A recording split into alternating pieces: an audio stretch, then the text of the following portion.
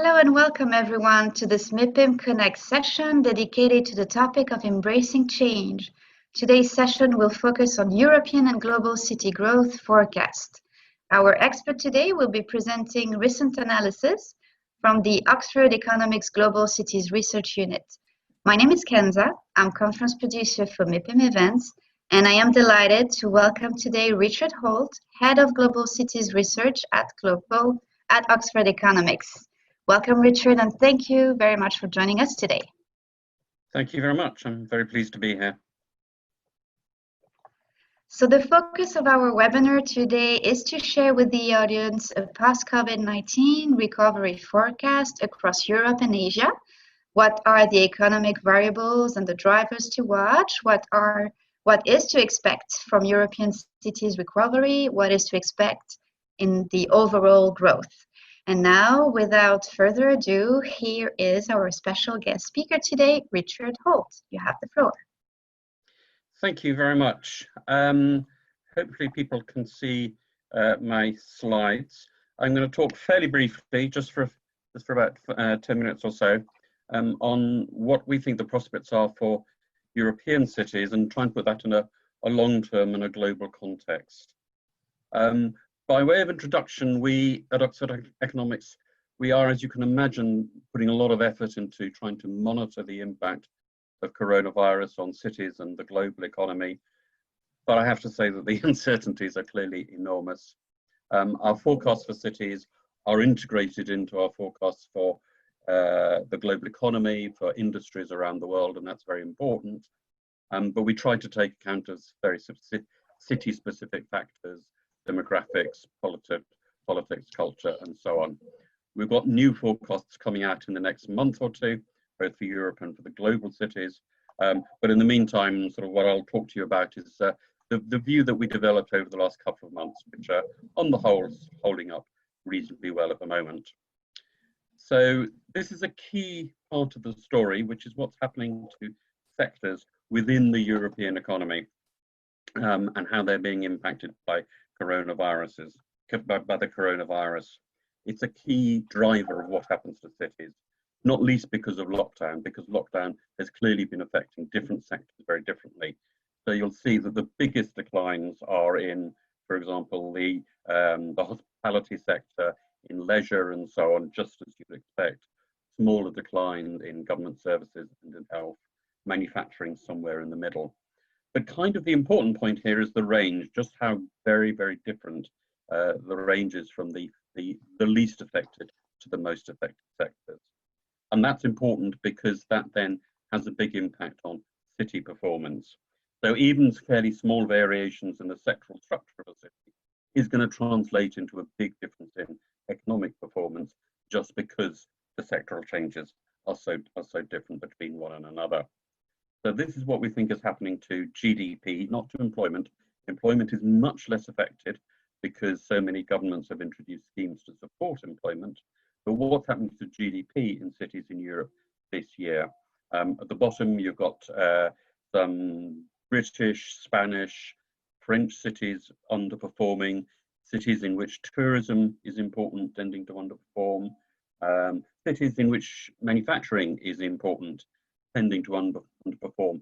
Note that Barcelona suffers on all three of those qualities. At the top, we've got some of the eastern and northern cities doing relatively well. Also, as I said, cities which have got large government sectors doing relatively well. Both of those, Berlin, you'll see as being one of the better performing cities, or the less bad performing cities. In a sense, this chart is less important than this next one, which is about the recovery. We continue to believe that the recovery is on its way and that it will be strong. So we're optimistic on that point. We see double-digit growth in the year 2021 for the majority of cities across Europe, and over the 2021 to 2025 period, quite strong growth overall as a result. And some cities which have been particularly badly affected, such as Lyon, London, Paris, actually doing rather well, precisely because they're bouncing back strongly. At the bottom, we've got cities such as Frankfurt and Rome underperforming partly for historical reasons. Rome is a city which has been underperforming for a very long time, Frankfurt has problems with its financial services sector, and so on. So that's the kind of picture that we're painting for recovery of European cities over the next few years. But what I really want to do is put that in a sort of bigger context, both in terms of the long term and in terms of global economy. So over on the right of this chart, you can see our projections for European cities all the way to 2035. But GDP, the dark blue line, split between Western and European cities. You'll see that Western cities in particular underperform globally. But of course, what's clearly most striking about this chart is what we think is going to happen in African and in Chinese and in Indian cities. And there the details really matter. If you look just for a moment at the African cities, you'll see that the pale blue line, employment in African cities, grows at almost the same rate as GDP grows. And that's because the population of Africa is growing strongly. In China, the story is very different. The population is not growing. Therefore, employment will struggle to grow very much. So the growth in GDP in Chinese cities is coming from rising productivities. And then India is a mixture of the two. India benefits both from population and employment growth and from productivity growth. So Indian cities are the real star performers over the next decade and a half, 2 decades. This just unpicks that a little bit, just looks at population growth overall, and also within that at the age groups. And just look at the African population at the top. Not only does the population expand very, very substantially, but over half of the growth is in people under the age of 30. That's a tremendous potential boost to the economies of African cities. In China, see how very different the story is in China. There's almost no growth in population, and what growth there is in China's population is people aged 60 and above. And you can look at all of the other, all the other parts of the world there. I mentioned productivity, and there's a really interesting story, I think, happening in Indian cities. Why is productivity growing strongly in Chinese cities? We're all familiar with what's been going on in the Chinese economy. In Indian cities, what's striking is that they've got strong growth in manufacturing output, the pale blue line, industry, so manufacturing, construction, but also this really strong growth in financial and business services. And what that's about is that Indian cities, very unusually for cities around the world, have been seeing really strong growth in exports of business and financial services, business services in particular. The digital cities like Hyderabad and Bangalore, really important for the story of Indian success going forward. So that's a sort of key feature of the global economy, key feature of global cities, is the way in which the way in which Indian cities are succeeding in terms of expanding their exports of high value services. We're all familiar as customers of those, even if we're sort of not quite aware just how much we are interacting with the key Indian cities at the moment. So 2 things to wrap up with. The first of all is that looking at the population in the world cities in 2035, this is the 100 largest cities in the world in the year 2035, according to our Oxford Economic projections. You'll see that 12 of them are in Africa. There are lots of them in Latin America. It's actually fairly widely spread around the world. 43, 2 out of every 5 very, very large cities in the world are in China. A good spattering across the globe of major cities when measured in terms of population. Measure it in terms of GDP, and the story is very different.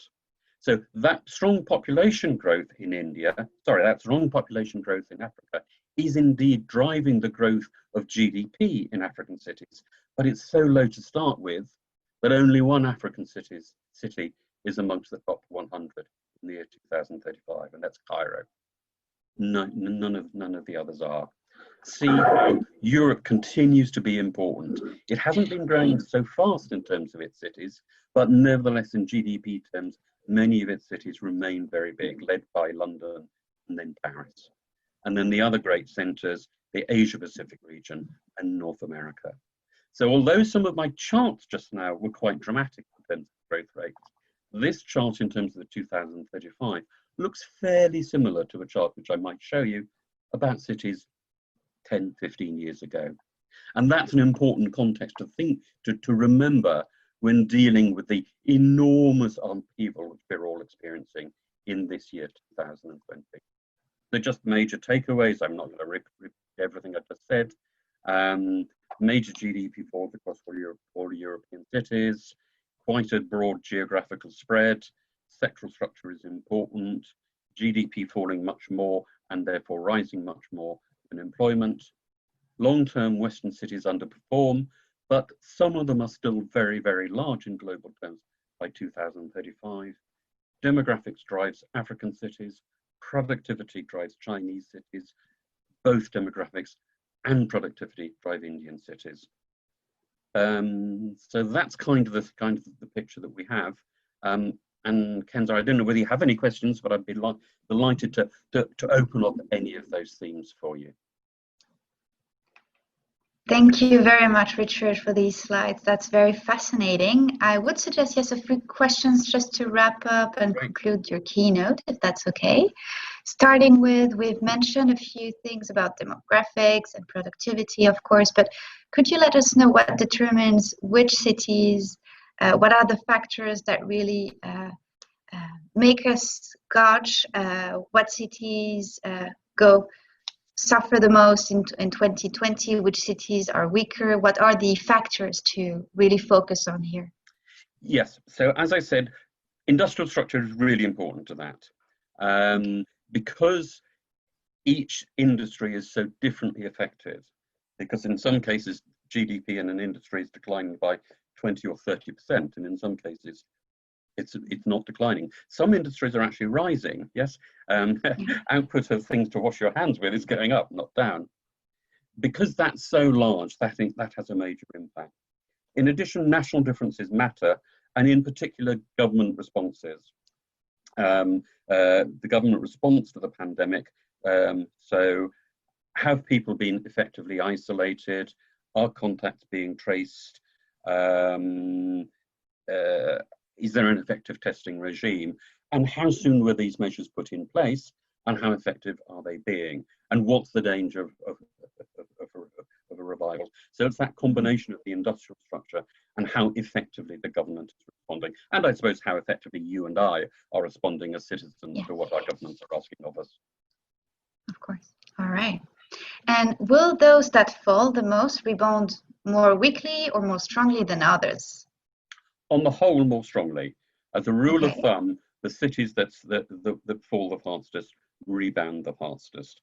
It's not quite that simple, and it kind of breaks down to, if the city's GDP has fallen very substantially, because lockdown has been imposed and it's kind of been a deliberate decline, since it's a turning off of the switch, then you can turn the switch on and that'll cause the GDP to rise. Whereas if the GDP is falling because companies are in financial distress, householders, individuals, consumers are in financial distress, people have lost their jobs and so on. If that's the reason, then the recovery could actually be quite painful, yes? So it's a combination of those two factors. On the whole, the ones which fall the fastest rise the largest, but there will be exceptions to that, where you've got a city where either companies or individuals or both are in particular financial distress because of unemployment or lack of orders or whatever. Okay. And has COVID-19 radically changed which cities are likely to be leaders going forward, maybe over the next 5 or 10 years? Yeah, that's kind of the bit of all the questions that people are asking me. That's kind of the question that I get the most. I've just produced a research briefing on that subject. I don't subscribe to the view that big cities will lose out to small cities. Okay, we've seen a lot of stories about New York in particular.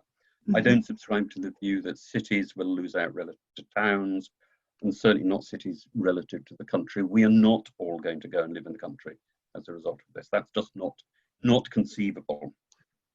I think it's much more the case that those cities which have got large problems of social inequality and social exclusion, and as a result of that have high levels of health vulnerabilities, yeah, could find themselves losing out over the long term to cities which are less socially divided, where inequality is not so great, where poverty is not so great. And then related to that, and the two do tend to be related, cities where either the city government or the national government are very well organized, well funded, know what they're doing, and are driven by the evidence rather than by ideology, those will probably do better. Yes. So you can imagine a situation in which it's invidious to pick them out, but for example, you can imagine a situation in which over the long term, a city like Singapore might benefit as a result of this relative to some of its Asian competitors. Within Europe, you'd look at cities like Stockholm, Copenhagen probably as being relatively well run, relatively socially successful cities, as possibly benefiting at the expense of some of the more distressed cities within Europe. So it's not a big versus small, it's a well-run versus well-run and not socially challenged city that could perhaps benefit over the longer term. Benefit seems unkind, but you know what I mean. Sure, absolutely. And maybe to wrap up and to open up the discussion, a question about what would be your advice to real estate stakeholders in this incredibly complex environment today? Yes, indeed. My advice is don't panic. Okay. We believe that the growth is going to come back through.